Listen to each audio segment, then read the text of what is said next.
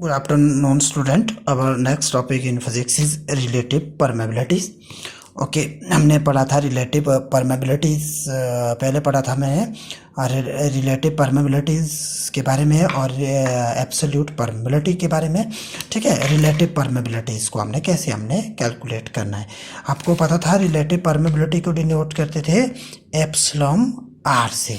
ठीक है, in case of medium के केस में कूलम्स फोर्स, कूलम्स लॉ क्या होता था हमारे पास, F is equal to 1 divide by 4 pi epsilon naught Q1 Q2 divide by r square.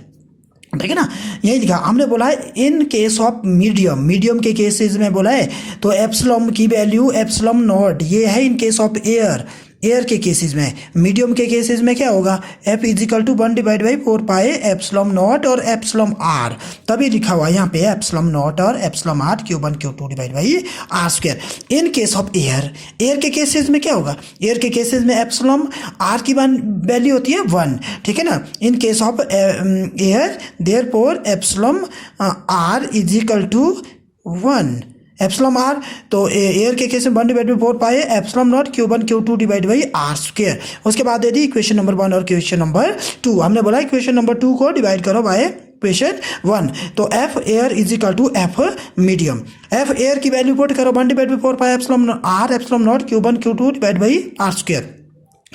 और डिवाइड करना है इसको 1 divide by 4 pi epsilon naught Q1 Q2 और डिवाइड बाई आर स्क्वायर. ठीक है, डिवाइड करेंगे तो दोनों की वैल्यू कैंसिल हो जाएगी. अभी have only epsilon r, cancel करके डिवाइड करके आप लोगों ने इसमें देखना है कि कितना हमारे पास बचता है.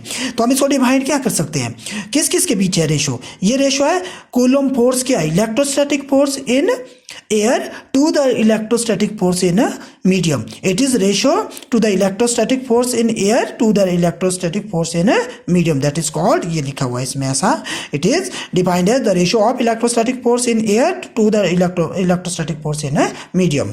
ठीक है, उसके बाद है डाइलेक्ट्रिक कांस्टेंट.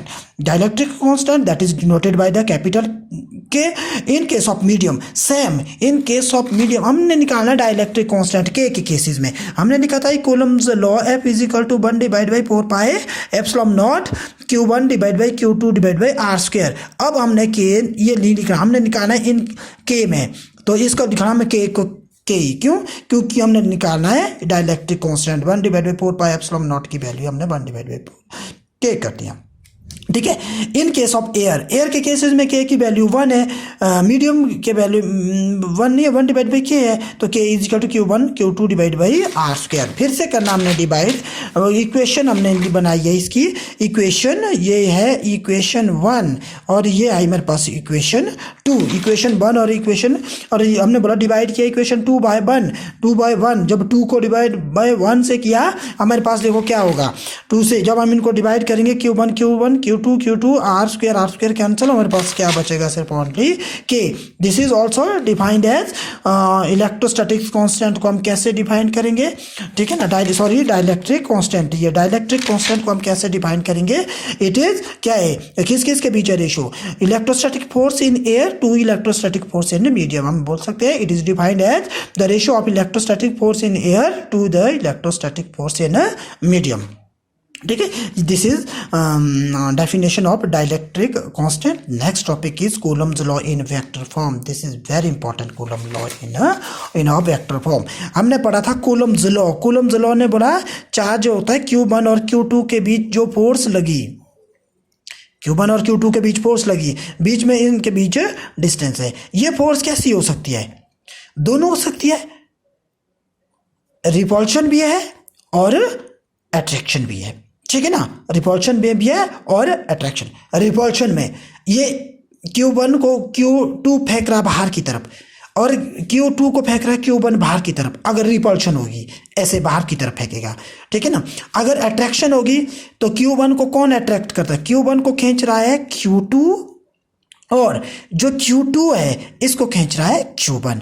हमने यहाँ बनाया है, हमने बोला है अगर Q2 को फोर्स लगी है, ये है रिपल्शन के केस में, बोला Q2 को अगर फोर्स लगी है, Q2 को कौन फोर्स लग रहा है, इसका मतलब है F21 टू को फोर्स लगा रहा 1, इसका मतलब ये F21 डायरेक्शन बाहर की तरफ।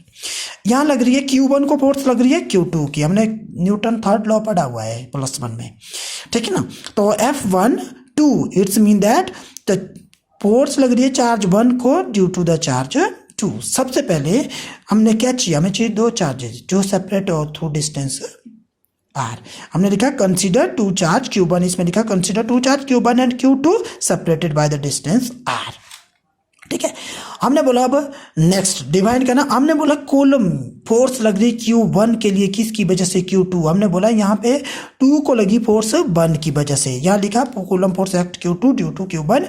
तो फोर्स कौन सी है 2 को, F21। तो F21 कूलम फोर्स क्या होती है 1/4πε0 Q1 Q2 r², ये कूलम फोर्स।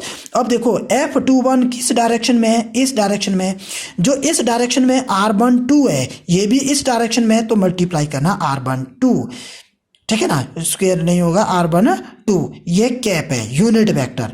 तब हम लिखा where r12 is unit vector, ये यूनिट वेक्टर डायरेक्शन बता रहा है कि Q1 जा सकता है इस डायरेक्शन में अगर फोर्स ऑफ अट्रैक्शन है, ठीक है ना। उसके बाद F12 ये था F21, हमने लिखना है सिमिलरली हमारे पास F21 के F12 क्या होगा, F12 भी होगा 1/4πε0 Q1 Q2 r², और F सिमिलरली लिखा F21 में होता था r12, F12 में होगा r21, ये हो गया।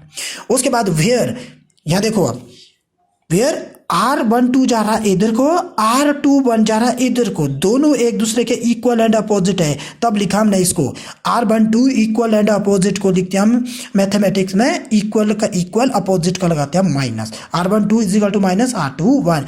2 एंड 3 सॉरी 3 इन 2 अब हमने क्या वैल्यू पुट करनी है, यहाँ देखो 3 जो ये मेरे पास इक्वेशन है, ये 3 हमने r21 की जगह इस r21 की जगह वैल्यू पुट कर देनी है, ये तो कितना आया, इसकी जगह वैल्यू पुट कर दी r21 और माइनस भी आएगा, ठीक है।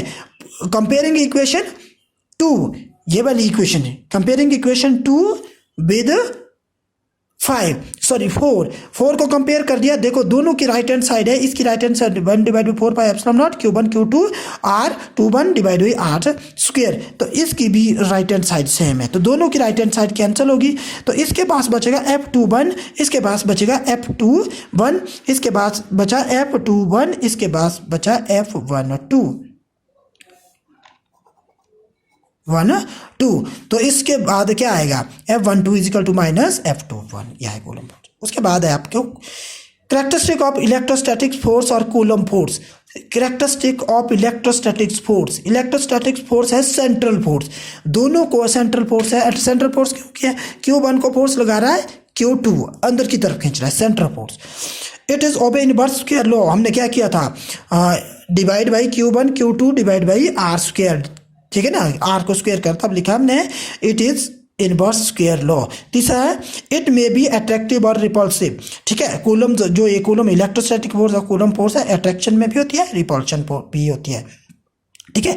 Electrostatic force between 2 charges is not effective by the presence of the other charge, दूसरे 2 चार्जेस के बीच में ही होगा, तीसरा चार्ज नहीं आएगा, केवल 2 चार्ज के प्रेजेंस में ही होगा ये, ठीक है।